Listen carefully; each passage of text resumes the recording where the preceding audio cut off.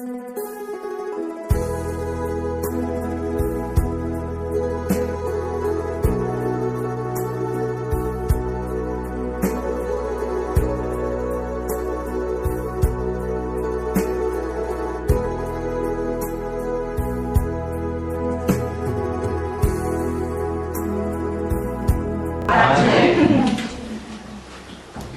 traveled a long way to be here, and I'm very happy to be here. Am călătorit o cale lungă să ajung aici și mă bucur tare mult că am ajuns în sfârșit. I would like to try to encourage you with a brief word from 2 Timothy today.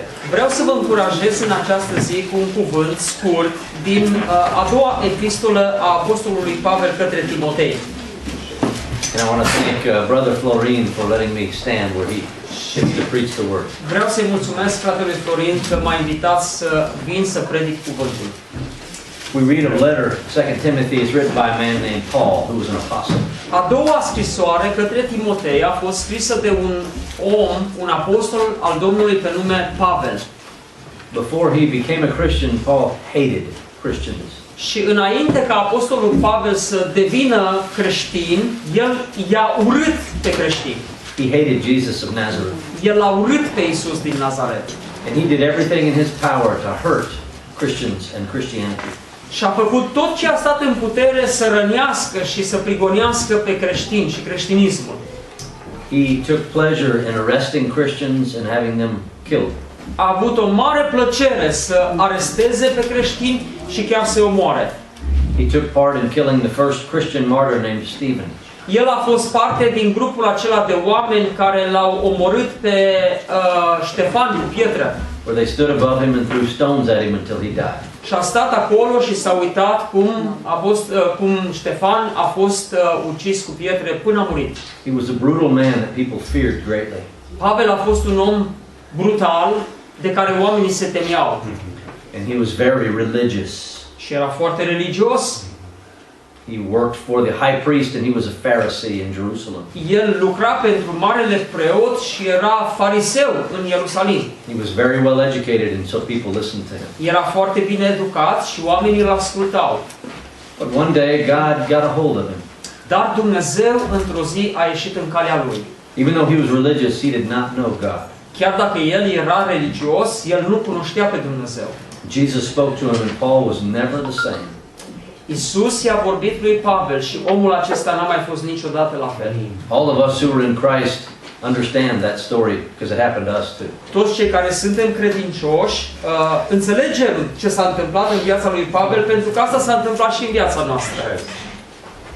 God conveyed to Paul, his name was Saul at the time, În vremea aceea numele lui Pavel era Saul.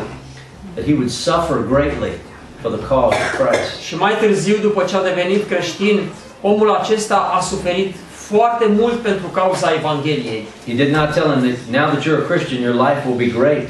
El, să știți că nu spune, acum dacă te întorci la Hristos, dacă devii creștin, viața ta va fi ușoară și grozavă.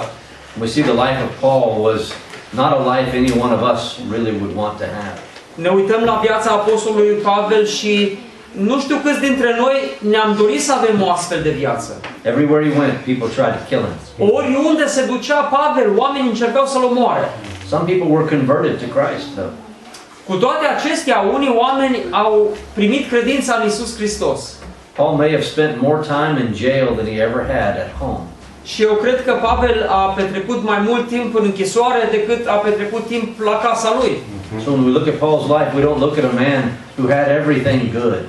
Când ne uităm la apostolul Pavel, să știți, nu ne uităm la un om care a avut numai bine în viața lui. If you or I would have been friends with him in those days, Și dacă noi am fi trăit în vremea aceea și vreunii dintre noi am fi fost prieteni cu Pavel, people would have made fun of us.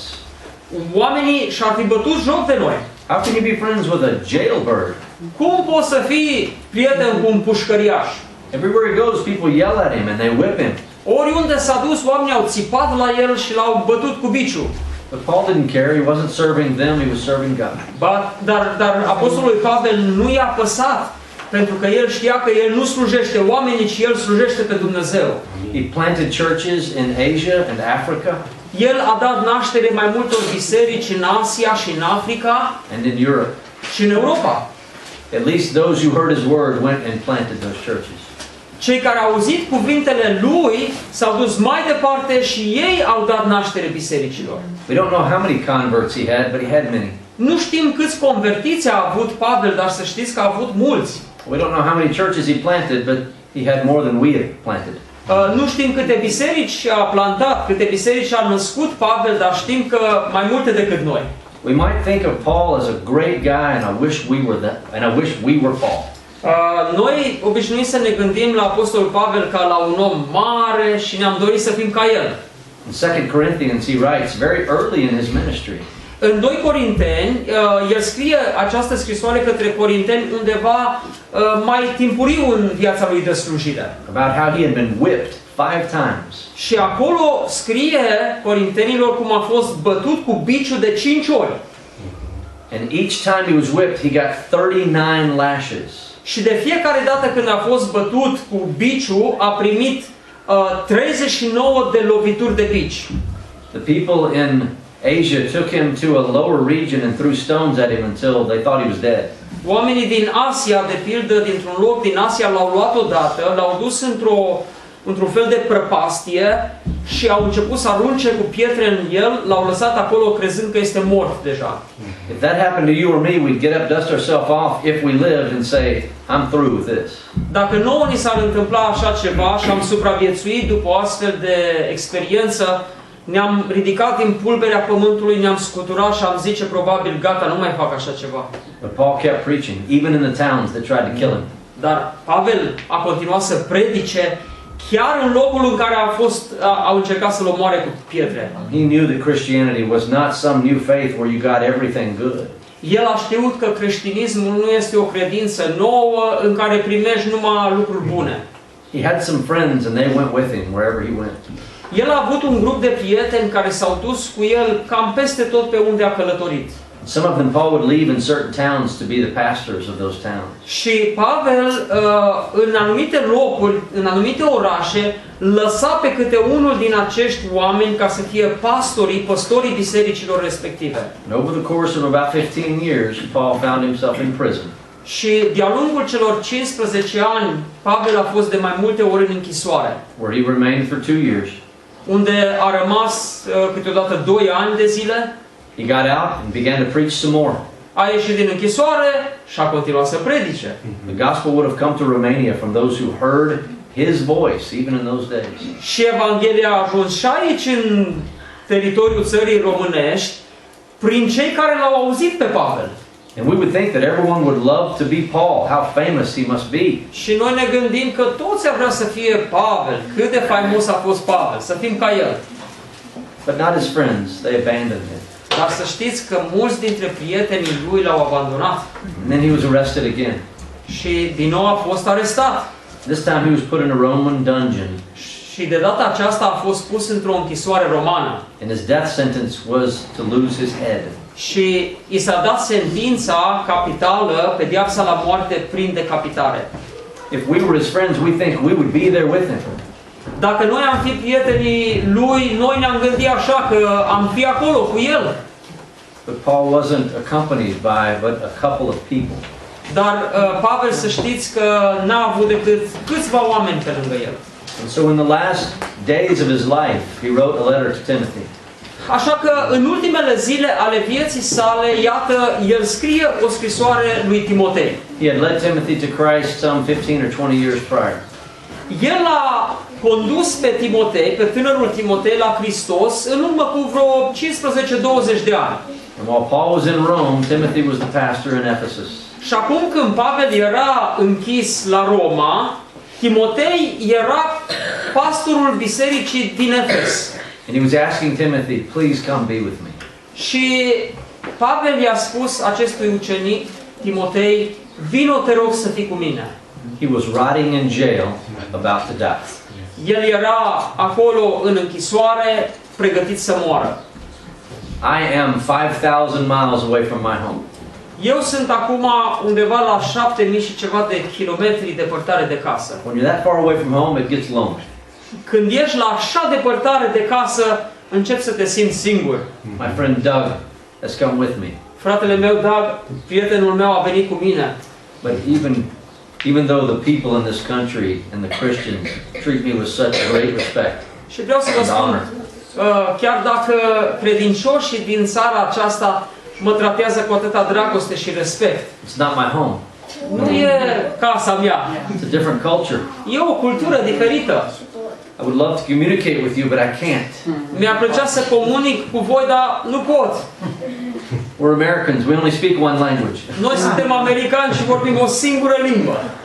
I so admire you for learning to speak other languages. Vă admir pentru că voi vă străduiți, încercați să mai învățați câte o altă limbă. Doug and I, we have slept in comfortable beds and eaten nice food, and people have been nice to us, but it's been lonely. Eu și fratele Doug am dormit în paturi confortabile, am mâncat mâncare bună, dar totuși ne simțim singuri. Paul was not in those conditions, but lonely by himself and in jail. Pavel nici măcar nu avea condițiile care noi le-am avut. El era singur și era în închisoare. And I imagine the pain that man must have been in. Și încerc să-mi imaginez durerea prin care a trecut omul acesta. Maybe he sat there and said, Lord, where are you? Poate stătea acolo în închisoare și striga, Doamne, unde ești? He probably begged God, please send Timothy. Și l-a rugat pe Dumnezeu, trimite-l, Doamne, cumva pe Timotei. Let him arrive before I die so I can hug him one last time. Trimite-l pe Timotei să-l mai pot îmbrățișa odată înainte să mor. And as he awaits Timothy's arrival, Și în timp ce Pavel aștepta sosirea lui Timotei, he explains to Timothy how he's feeling. el îi scrie lui Timotei cum se simte el acolo în închisoare. In 2 Timothy chapter 4 verse 6, Și în 2 Timotei capitolul 4, versetul 6, he has just told Timothy to preach the word, and no matter what, keep preaching that word. înainte de acest verset, el i-a spus lui Timotei să predice cuvântul și la timp și ne la timp, oriunde. But he says, as for me, I am already being poured out as a drink offering. Cât despre mine, spune el, eu sunt gata să fiu turnat ca o jertfă de băutură. A drink offering was a liquid that was poured on a burnt offering in Israel. Jertfa de băutură era o jertfă lichidă care era turnată peste jertfa care ardea pe altar. And you know what happens when you pour a liquid onto a big fire? Huge smoke rises. Știți, când puneți lichid ceva pe ceva ce arde, iese fum foarte mult deodată. The drink offering was an aroma that rose up into God's nostrils. Și acea jertfă de băutură era jertfa unui bun miros care se înălța spre Domnul. Paul saw his life as a drink offering rising up before God, worshiping Him. Pavel se uită la viața lui și o compară cu această jertfă de băutură care este turnată peste jertfa care se duce spre Domnul. But it wasn't just his life now, it was his death that came before God. Dar acum iată că nu doar viața lui a fost ca o jertfă de băutură, ci el era gata să pună acolo și moartea lui. And he says, the time of my departure has come. Și spune, clipa plecării mele este aproape. He didn't ask Timothy to pray that God would save his life. El nu l-a rugat pe Timotei să se roage ca Domnul să-i salveze viața, să-l cruțe. He recognized at the end of his life, he had lived his life well. Și la sfârșitul vieții lui, Pavel s-a uitat și a înțeles că și-a trăit bine viața. Notice what he says in verse 7. Observați ce spune în versetul 7. 3 things. 3 lucruri. I have fought the good fight, I have finished the course, I have kept the faith. M-am luptat lupta cea bună, mi-am isprăvit alergarea, am păzit credința. He does not say, I planted 25 churches. El nu zice, am plantat 25 de biserici. He does not say, I've converted hundreds of people to Christ. El nu spune, am convertit sute de oameni la Hristos. He does not say anything that would somehow make him look like he's accomplished something. Nu spune nimic ca și cum să se laude înaintea oamenilor că ar fi realizat ceva. We do that though, don't we? Noi facem asta, nu-i așa? Look at all the people I've led to Jesus. Uitați-vă la toți oamenii la care le-am vorbit eu să-i conduc spre Hristos. Look, we started this church and it got too big, so we made another church and made it bigger. Uite, am început biserica aceasta, a devenit o biserică mare, ne-am dus să începem alta. We trained up pastors and they went out and planted other churches. Look how good we are. Am pregătit oameni ca să se ducă să predice Evanghelia. Uită-te cât de grozavi suntem noi. If anyone could have said that, it was Paul, but he didn't. Dacă cineva ar fi putut spune aceasta a fost Pavel, dar el n-a spus așa ceva. What does a godly man say at the end of his life? Ce spune un om evlavios, credincios la sfârșitul vieții lui? He does not boast of his victories. Nu se mândrește cu biruințele sale, cu victoriile sale. He says, I fought the good fight. El spune, m-am luptat lupta cea bună. Being in ministry and being a Christian is a fight. Fiind credincios și fiind în lucrarea lui Dumnezeu, să știți, este o luptă. A physical fight is difficult. It hurts. O luptă fizică este grea, pentru că te rănește. We get bruised, we bleed, we get battered. Suntem răniți, sângerăm, e luptă. People make fun of us. Oamenii adesea își bat joc de noi. It's not easy to keep your faith in a society where people don't like our faith. Nu este ușor să ții credința, să ai credință într-o societate în care oamenii își bat joc de credința ta. It's a fight. Este o luptă. Paul didn't say, the picnic I had. Pavel zice, nu zice picnicul pe care l-am avut. Ministry, being a Christian, is not a picnic. Să știți că a fi creștin, a fi în lucrarea lui Dumnezeu, nu e ca și cum te duci la picnic. Picnics are fun, relaxing. Picnicurile sunt interesante, relaxante. Christianity is a fight. Creștinismul este o luptă. At the end of your life, whenever that may be, and it may be today, La sfârșitul vieții tale, când se va finaliza călătoria, care s-ar putea să fie chiar astăzi, don't boast of your victories. Say, I fought the good fight. nu te mândri în biruințele tale, spunând ce ai realizat. He says, I have finished the course. Pavel spune, m-am luptat lupta cea bună, i-am sfârșit alergarea. Paul saw his ministry as a course. Pavel a văzut lucrarea lui ca o alergare. If that course was represented between this podium and that door, Paul went through that door. Și dacă alergarea lui ar fi reprezentată de punctul acesta de aici, de la podium la ușa aceea, Pavel a parcurs toată distanța.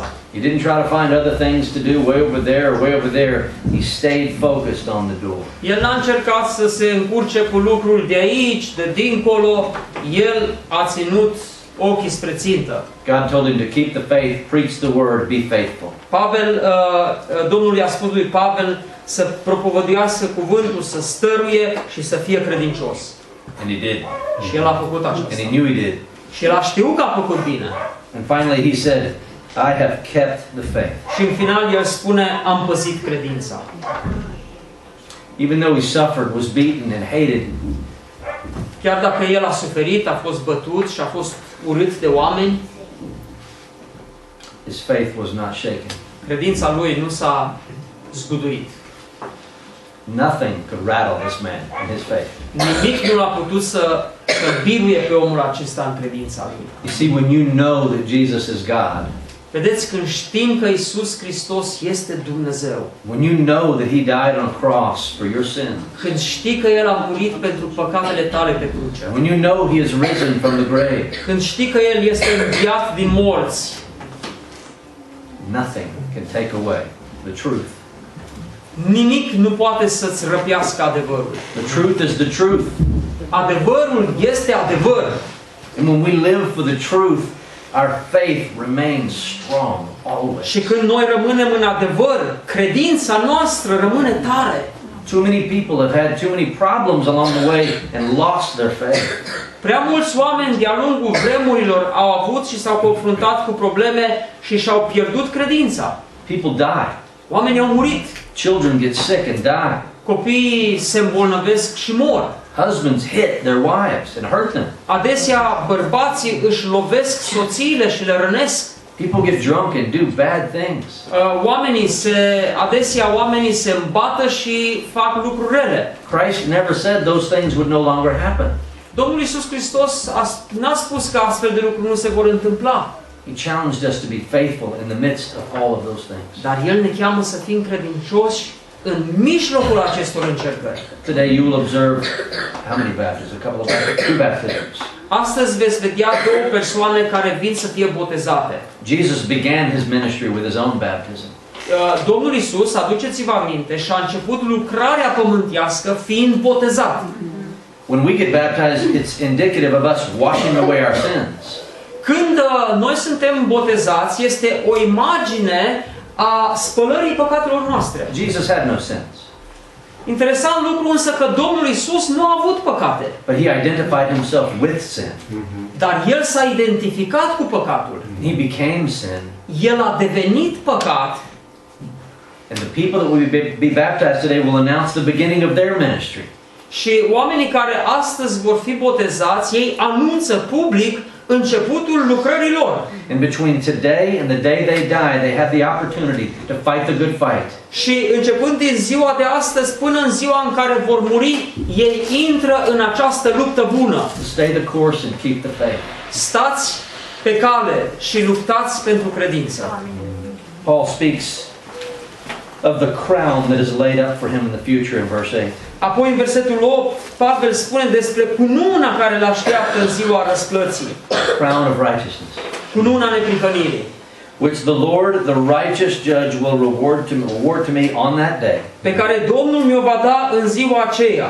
But not only to me, to all who have loved his appearing. Și Pavel spune și nu numai mie, ci tuturor celor ce vor fi iubit venirea lui. Death doesn't scare us. Moartea nu ne sperie. We don't care if our head gets chopped off. Nu ne pasă dacă ni se taie capul. This life is death. Viața asta este moarte. When we die, we go into life eternal. Când noi murim, noi intrăm în adevărata viață. I think Paul was excited about that. Și eu cred că Pavel a fost încântat de perspectiva aceasta. He finished his fight and his race. Să-și termine bine lupta și alergarea. Amen. Even though God, at the end of his life, didn't surround him with people to encourage him. Chiar dacă la sfârșitul vieții Dumnezeu n-a îngăduit să fie înconjurat de oameni pe care El i-a iubit. In verse 9, he tells Timothy, please make every effort to come here to be with În me. versetul 9, el de aceea spune, caută-te, vino curând la mine. His companion named Demas had left him.